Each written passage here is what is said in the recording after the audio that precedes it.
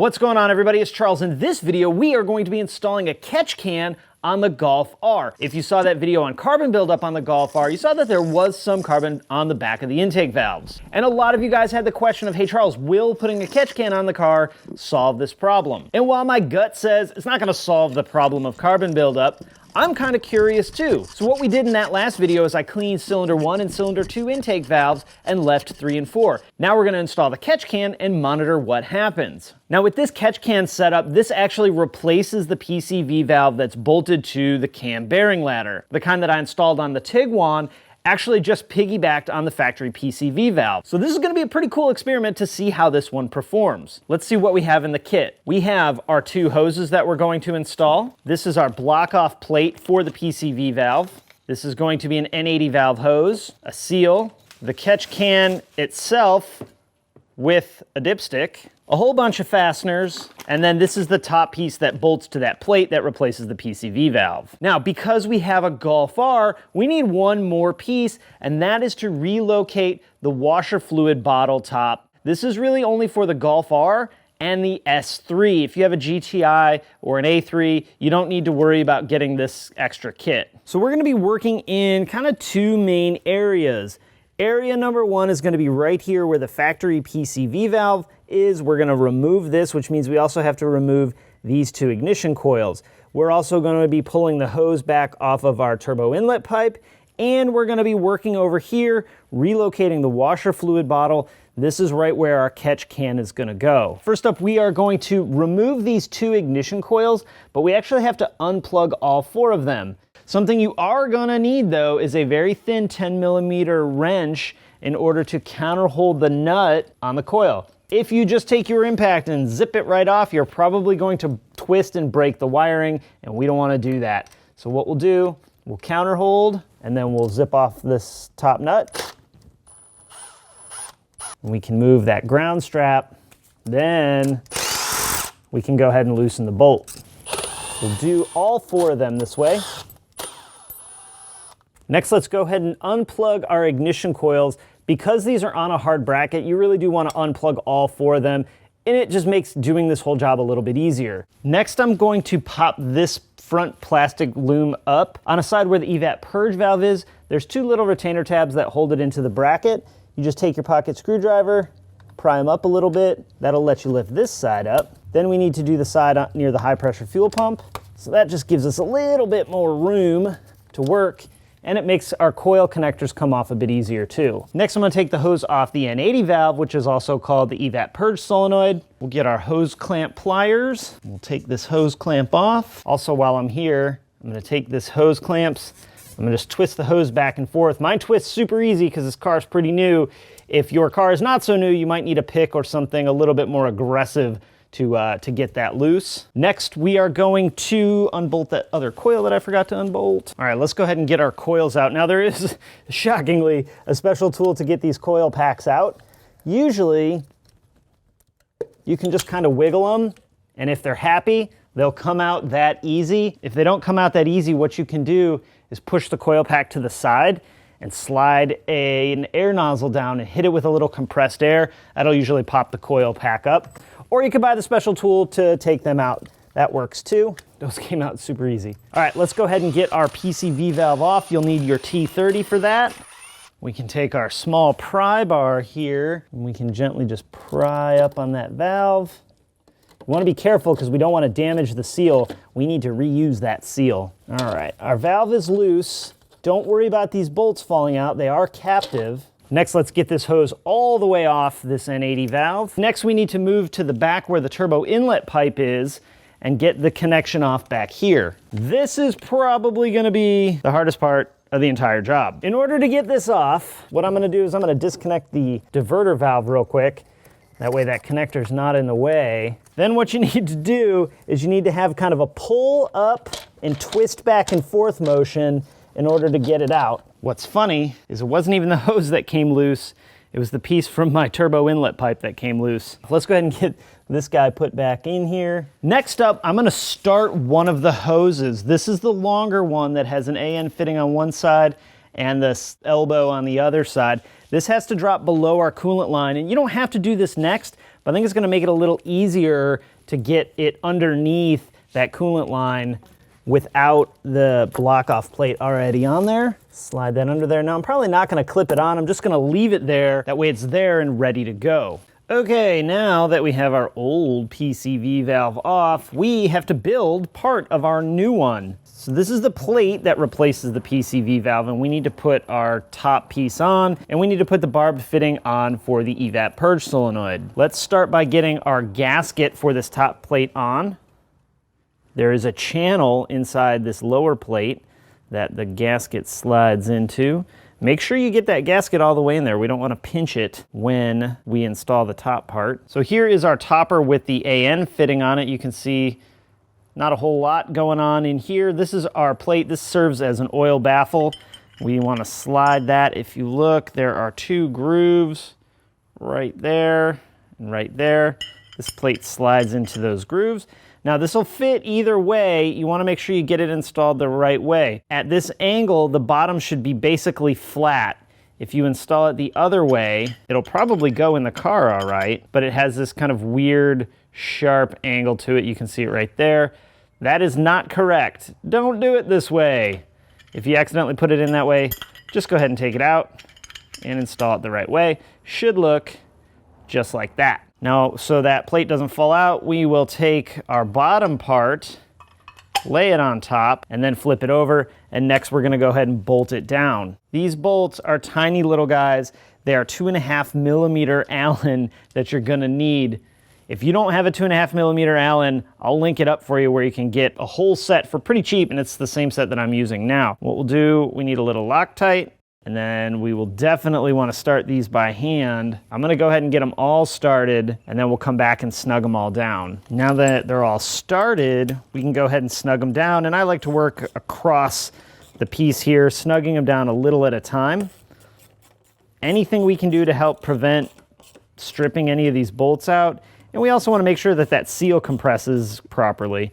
They don't list a torque spec for this, but I would guess it's pretty low, somewhere in the 6 or so Newton meter range, because we also want to make sure we don't strip out the center of the screw. Next up, let's get our hose fitting on for our N80 valve or evap purge solenoid, whatever you prefer to call it. Notice we have 2 crush washers. One goes towards the hex side of the banjo bolt, what will be the top. Then we put our banjo fitting on with the hose barb. Then we put our other washer on. And what we'll do, you'll notice there is a countersunk hole right here. That's for our fastener to fasten it to the cam ladder. The one right next to it, right underneath the AN fitting, is threaded. That's where this is gonna go into. Then I'm just gonna snug it on there so that we can move it once we get it installed in the car. Next up, we need to either install our new seal that's gonna go on the bottom of this plate, or if you didn't get a new seal, like me, then we are going to transfer our old seal. I do recommend just go ahead and get the new seal. It's not that expensive. In fact, I don't know why I didn't get the new seal, but I didn't get one, and that's my fault for not ordering one. So if we ever take this back off, we will 100% be getting a new seal. If your car's got a ton of miles on it, no question, get the new seal. What we'll do, we'll start it in a known spot. We can see this little rounded groove right here. We'll start it there. Then we'll just follow around. The pattern should be exactly the same, and then make sure it's all the way in. There we go. Now we get to go put this on the car. Now, if your car's got a bunch of miles on it, or this is super dirty, you need to get this clean. We want this to be a nice clean mounting surface for our new valve plate. We got our plate complete with greasy fingerprints, which of course we will clean off when we're done. Let's go ahead and install it on the car. This just sets in right where we took our other one out. Now, something I found while I was trying to install this the first few times is this seal actually kept falling out and it wouldn't stay in these channels. So what I did is I just took some engine oil, put it in these grooves, kind of wiggled it around a little bit so that the seal will hopefully stay in place a little bit better while we turn it over and install it. You'll know if you got the seal in the wrong spot because the valve won't sit nice and neat. And then what we're gonna do next is we're gonna start all of our bolts. This is another little bit of an oddball size screw. You'll need a 4 millimeter Allen for this one. And of course, we are gonna start these all by hand. We are going into very soft metal, so we don't want to just send it and end up damaging what would be a very expensive part for our car. We'll go ahead and snug all these down. Then we'll go ahead and tighten these down all the way. We'll do it a little at a time here. Next up, we have to get our hose for our N80 valve on. We took the factory one out and we're gonna go from the barbed fitting on the new PCV back to our N80 valve. This hose is not the right length, so we're gonna have to trim it to fit. I'm gonna take a tiny globule of dielectric grease and put on both the N80 valve and on our new barb. That'll help the hose go on a little bit easier. Globule. Then we'll take our hose. We'll slide it, I guess, on the barbed side first. After having done that with this installed on the car, you might have an easier time putting this on the hose barb with it off this plate and then putting this barb on with the hose already installed. Not a big deal either way, just maybe a tiny bit easier. Next, we will line up our hose and we'll go ahead and mark it, cut it, and we'll test fit. Now, one thing, I wish this came with hose clamps, and it'll probably be fine, but I would have just rather seen some hose clamps on this. Either way, not that big a deal. Just make sure you don't cut this too short, otherwise you'll be toast. You can always cut a little more off, but it's awfully hard to add more length. Next up, we got to tighten this bolt down. Now, I tried a 17 millimeter and I tried an 18 millimeter wrench and they didn't fit. What does fit is an 11/16 wrench on this fastener. I don't like when things built for VW and Audi use non-metric fasteners, but that's what it's got. Just so you know, you'll need an 11/16 wrench. All right, that's snug down. You don't want to over tighten that. Let's go ahead and get our coil packs put back in. This hose is going to go between the coil pack and the hump on the block off plate. So we'll go ahead and get the coil packs kind of on and set. Then we'll bolt them down, then we will route our hose. All right, make sure you push your coil packs down all the way, even though they bolt down. I like to make sure they're pushed down all the way. Make sure you get all your coil connectors on before you snap any of them down. Go ahead and tighten those. Put our ground straps back on. We can also snap our wire loom back in, make sure our coils are all plugged in. Next, we'll clip our hose in at the turbo inlet. A little more dielectric grease on the inside, make that slide in a little easier. Snap that guy in, pull your hose through. Oh, if you disconnected that diverter valve, you need to plug that guy back in. This tucks along through here, and then our AN fitting kind of wraps around to the passenger side of the engine. Do a quick double check. Make sure you got everybody plugged back in and tight. All right, next, we need to get our washer fluid reservoir out of the way. This is really just a Golf R thing. Now, of course, the one time the washer fluid is actually all the way full is the time we need to take it out. We're gonna use this pump that I've had for, forever in order to pump some of this fluid out. So we'll go into our washer fluid bottle.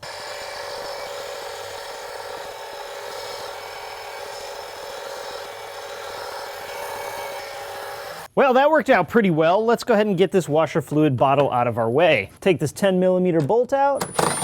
Now, in order to get this out, it's pretty straightforward. All we have to do is kind of wiggle and lift up on it, and it should come right out. Before we get our can installed, let's go ahead and install this washer relocation kit that we need in order to install the catch can. Actually, if you don't want to install this, you don't have to. The kit came with a plug where you could just block it off, but I feel like that's going to make it a real pain in the butt to refill your washer fluid. So this is just a little canister here, and then our lid, of course. We have the piece that goes into the fluid reservoir. Now I'm noticing there's holes in it. I don't know if that's going to result in us having a little bit of potential for leakage, or basically more like overflow with our washer fluid bottle. We'll have to just wait and see. Then we have a bracket that bolts to our little filler here. The bracket mounts on like this with two tiny, tiny screws that are both, you guessed it, 2.5 millimeter Allens. We'll go ahead and get these guys started. And the other, snug these guys down a little bit. Be really careful with these screws. You don't want to strip them out. Then what we'll do, we'll get our hose. We'll put it on the filler. We'll take the other side and goes on the port that goes into the bottle. We'll just go ahead and put this lid on. Now when it comes to installation, it's pretty straightforward. There's one screw in the bracket above the passenger side headlight that we're gonna need to take out. We'll slide our bracket between the core support and the bracket over the headlight and put that T30 screw back in. Make sure you're not hitting this coolant line right here. All right, now we need to install the other side into the washer fluid bottle. That we just take this end right here and push it into the washer fluid bottle. You might have to push it pretty hard to get it seated all the way, but once it's seated, that's all we have to do. Next, we are gonna have to remove this front engine mount bolt. This is a 16mm headed bolt, and you'll need a deep socket because of this little stud at the top. And it's probably gonna be pretty tight. Now, technically, these are a one-time use bolt, and if you take it out, you're supposed to replace it. I didn't get another one of these bolts, so I'm gonna reuse this one this time, and then when we take it out the next time, I'll go ahead and replace it. I have seen people reuse these bolts and never have a problem. I have seen people reuse these bolts and have a problem. I think it's worth the extra few dollars to just go ahead and replace it. If I had one here, I would replace it. Once you have that bolt out, we can go ahead and install our new can. Be 100% sure that that bottom drain is tight before you do this next step. Now here's the two mounting brackets for our catch can. The bolt that you just took out with the 16mm head drops through here. So what we'll do is we will just go ahead and set it into place. We'll start that 16mm bolt. Then we'll take our last fastener. This one is also 4mm, and we'll go ahead and start this one as well. This will keep our catch can kind of happily in place. I wouldn't go to town tightening this just yet, not until we get all of our hoses and everything on. Once we get our hoses on, we'll give that a final snug. You can see I got a little bit of wiggle room in order to tighten those hoses. Let's go ahead and get our hoses on. I'm gonna start with the long one that comes from the turbo inlet pipe. And we're just gonna go ahead and start these, get them lined up, make sure these AN fittings snug up by hand. You may need to kind of wiggle the hose back and forth a little bit as you go, or even sometimes what helps is to grab a rag and try and use the rag to hold that fitting a little bit easier. They also make special fancy AN fitting wrenches, which if you have those, we'll use those. All right, so that's kind of hand tight. Let's do the little one next. We'll go ahead and start it on the catch can. Now you don't want to tighten these down, you just want to snug them up. We're gonna kind of lay this one in place. Again, wiggling the hose a little bit up and down, or side to side, whatever, will help you snug that down by hand a little bit easier. Next, let's install this little hose tether. This we're sort of gonna put right about here. We basically just don't want the hoses rubbing and causing a problem. I'm gonna leave this loose as well until we get the rest of everything tightened down. Now, when it comes to tightening up these AN fittings, the right tool are those special AN fitting wrenches. So if you have those, use those. That's one of those tools why I have no idea why I don't have, but I don't have it. So what I usually do, take a little bit of masking tape, put it around an adjustable wrench. That'll keep those fittings at least somewhat protected. All right, let's go ahead and snug fittings down. We'll go ahead and tighten down our engine mount next. They actually do give you a torque spec of 40 Newton meters for that engine mount bolt. We'll go ahead and make sure we tighten down this other bolt over here. Now the final piece to our catch can puzzle, snugging down this little wire loom, or well, in our case, hose loom dealio. All right, so our catch can is in a very straightforward and pretty easy installation. There is a written set of instructions that I'll be sure to link up in the description for you guys if you want to do the step-by-step with pictures. I think that stuff really does help in addition to a video. Let's talk about a couple of things about this kit. Very easy to install, which I like. Pretty good overall fitment for the setup. I love that you can run the engine cover. A couple of things you need to take note of. You are going to really need to buy one engine mount bolt. I would also recommend getting a new seal for the plate itself. We reused that one that was on the old PCV because my car's pretty new,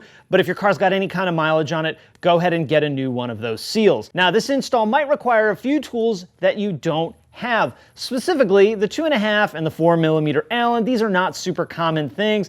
I'll link up a couple of kits down in the description for you guys, and you can just check them out. If you don't have them, go ahead and buy them. I also love that the hose that attaches to that turbo inlet pipe is the kind with the squeezy release, not the pain in the butt one that we took off, which is super hard to get off. I had to fight and pry that thing off in order to remove it. I'm actually pretty happy to get rid of that thing. Now, handful of things that I don't love. I don't love that I had to relocate the washer fluid bottle. This is partly because this is a redesigned kit and the GTIs don't require that, the Rs and the S3s do. And I think there's something weird with the 19 and possibly the 2020 model year GTI. You need to double check, always double check this stuff and make sure this really does fit your car. Even though I had to get rid of the washer fluid bottle, it actually still looks pretty good underneath the hood. There is one fastener, that banjo bolt that the hose goes to the N80 valve, that does require a standard tool. Now, this is me being extremely nitpicky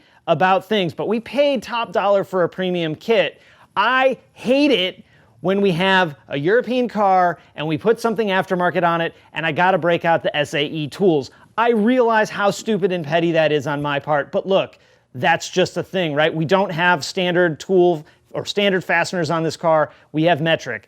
I really think that we need to try and keep that way. It might be an impossible ask. It's just one of those things that kind of drives me bonkers. Now, from a performance standpoint, we're gonna be tracking this catch can. They recommend checking it every couple of weeks, depending on mileage, of course. So we'll be checking it every couple of weeks, depending on mileage, of course. If you are in a cold weather climate, in those cold temperatures, you might actually want to remove your catch can. I've heard a lot of stories of guys having problems with these cans, not specifically just this one, all in general, having issues with the catch can, freezing and causing engine problems. So in cold weather, you might want to remove it. Something I'm curious about testing as well is that baffling inside of the can itself. As you saw, it was basically just a plate with some holes in it. In my opinion, I think what might function better is actually more like a grate, or sort of like the old VR6 metal, I know I'm going way back, right? The old VR6 metal valve covers that had like a mesh in it, or something a little bit more porous to really give a place for that oil to collect. It might be absolutely fine. I don't even know if we're gonna ever find that out. When I looked inside of there, I thought the baffling would be different. All right, so there we have it. Super easy install, looks pretty cool under the hood. I'm gonna wrap it up. If you guys have questions or comments, drop them down below. I'll also link up to where I got the kit from my man Paul at shopdap.com, as well as all those tools we talked about. And if you got an R or an S3, that fluid reservoir relocating thing, that actually kind of looks cool. It's growing on me just a little bit. It's growing on me more than I want it to anyway. With that, I'm out. Guys, have an awesome day, and I'll talk to you again next time.